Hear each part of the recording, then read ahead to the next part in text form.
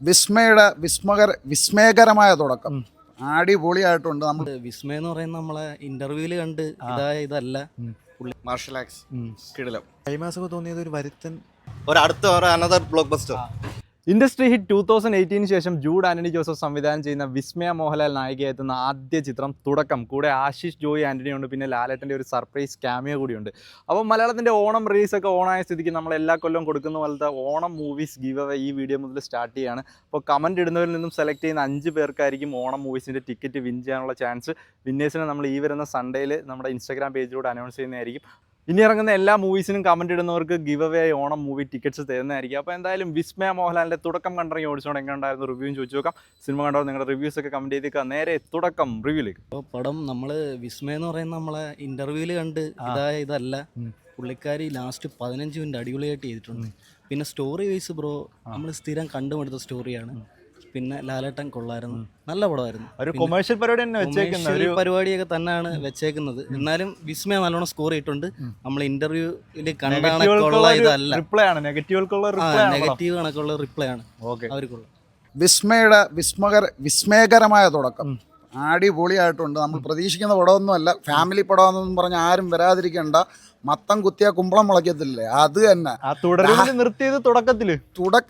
ഇത് വേറെ ഒന്നുമല്ല, പ്രണവ് മോഹൻലാലൊന്നും ഈ കൊച്ചിന്റെ മുമ്പിൽ ഒന്നുമല്ല, അടിച്ച് പൊളിച്ചിട്ടുണ്ട്. ബാക്ക്ഗ്രൗണ്ട് സ്കോർ ആയാലും പടമാണെന്നുണ്ടെങ്കിലും അടിപൊളി. ഒരു കിടു എന്റർടൈനർ, ഒരു സോഷ്യൽ മെസ്സേജ് പാസ് ചെയ്യുന്നുണ്ട്. അടിപൊളി പടം. ഓണം വിസ്മയ തൂക്കി. ലാലേട്ടൻ കിടില്ല, അടിപൊളിയാവും. ഫൈറ്റൊക്കെ എന്ന് പറഞ്ഞു കഴിഞ്ഞാൽ അടിപൊളി. പടം അത് ട്രailerൽ കൊണ്ടിട്ടല്ലോ, ഒരു ക്രൈം ത്രില്ലർ അതേപോലെ തന്നെ വന്നിട്ടുണ്ട്. ഓണം വിസ്മയ തൂക്കി.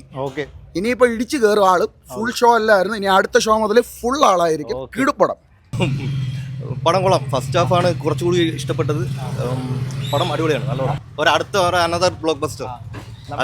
പ്രതീക്ഷിച്ച പോലെ ഒരു ഫാമിലി ക്രൈം പരിപാടി തന്നെയാണോ? അതെ, ഒരു ഫാമിലി, ഒരു സസ്പെൻസ് ത്രില്ലറാണ്. ഫസ്റ്റ് ഹാഫ് എന്ന് പറയുന്നത് സസ്പെൻസ് ത്രില്ലറാണ്.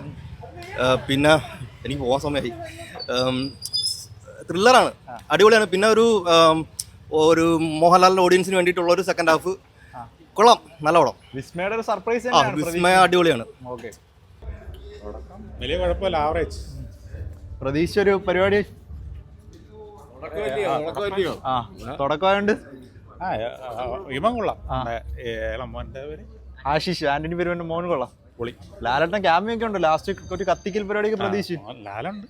നമ്മള് തുടരുമൊക്കെ കണ്ടിറങ്ങിയ പോലെ ആ ഒരു എഫക്ട് കിട്ടി. Climax action super.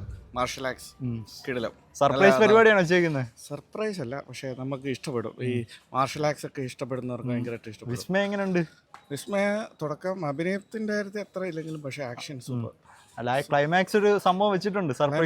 സർപ്രൈസ് ഉണ്ട്. ഓക്കെ, അടിപൊളി, സൂപ്പർ ആയിരുന്നു. എങ്ങനെയുണ്ട് ലാലേട്ടന്റെ മകൾ? സൂപ്പർ ആയിരുന്നു. ഇഷ്ടപ്പെടും, ഫാമിലിക്ക് ഇഷ്ടപ്പെടും. ഓക്കെ, കുഴപ്പമില്ല, അത്യാവശ്യം നല്ല പടമാണ്.